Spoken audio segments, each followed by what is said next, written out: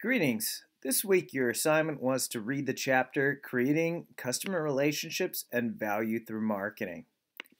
In addition, this week, due is Creating the Customer Relationships and Value Through Marketing quiz, which you can access through Canvas by clicking on the assignments link and the week 1 quiz button. It will go ahead and open the link to the actual McGraw-Hill Connect portal. All you have to do is hit launch. If you successfully connected your Canvas to your McGraw-Hill book, you'll be able to go ahead and take the quiz right from here. So again, this week 1 quiz is due. But let's talk about the introduction to entrepreneur marketing, creating customer relationships through value. So when we talk about marketing, you're actually a marketing expert already. And why do I say that? Well, you're involved in thousands of buying decisions every month, right? You're involved and you're exposed to advertising at every aspect of your life. Marketing is not easy, and that's important to understand. There's a lot of different factors that come into play when we talk about marketing.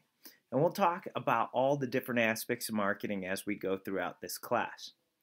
Now, the key to marketing is understanding that you need to discover the needs and wants of your customers, and your products and services need to satisfy them.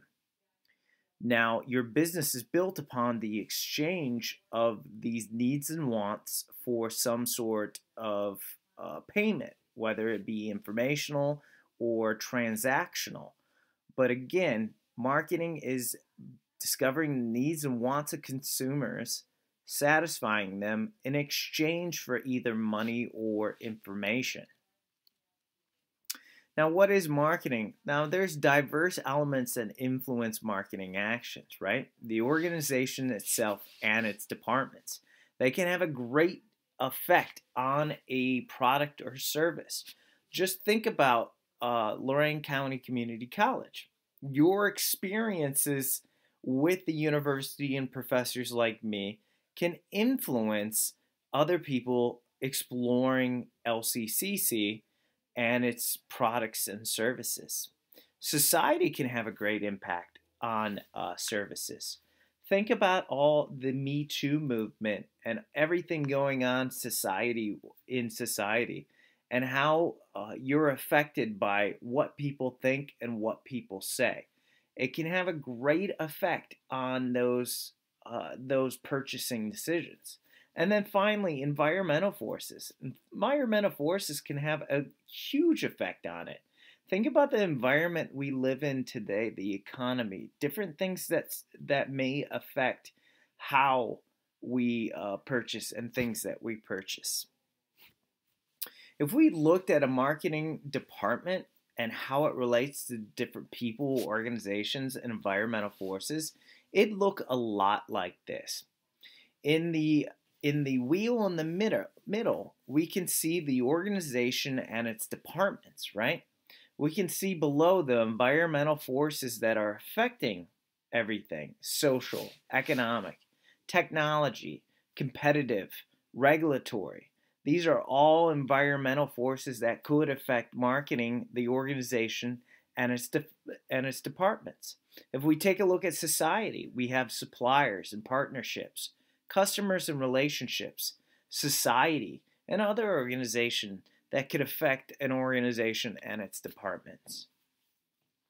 Now, how marketing discovers consumer needs. The challenge is new products, developing new products and understanding what consumers need, because consumers may not know or cannot describe what they need or want. And this is one of the reasons why most new products fail, is that they fail to address the needs and wants of consumers.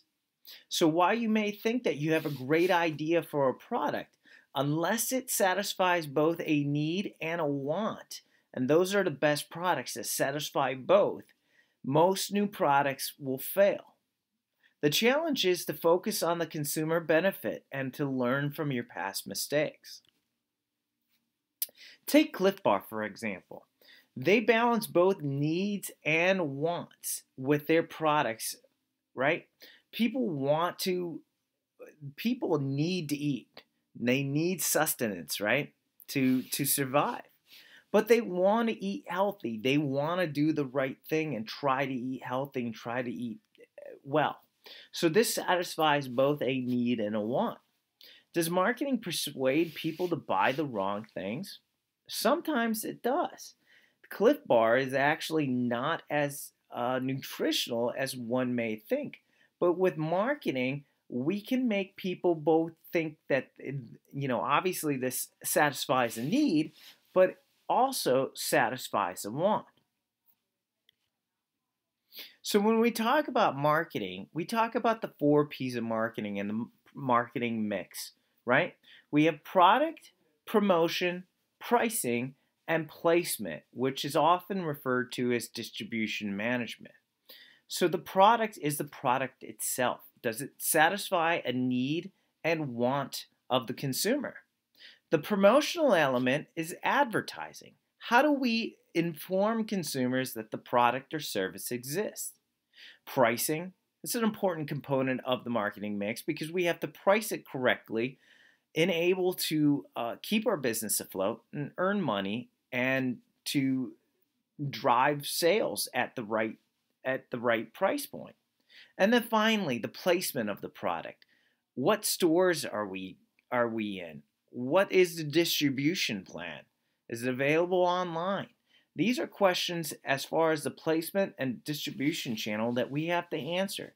These 4 factors are important parts of the marketing mix. Some of the things that we need to understand is the environmental forces that are uncontrollable. We talked a little bit about the social things happening today, right? Some of these social things that could happen if we look at, let's say that we have a pub and grill, right? What if there is a big push of anti-alcohol, right? Our business could be affected by it, and there's nothing we can do. Economic forces. Think about the recession back in 2007. A lot of the large automobiles failed because of the fact that we could not afford to pay for larger vehicles. Think about the technology advances. How many of you have an iPod? How many of you even know what an iPod is, right?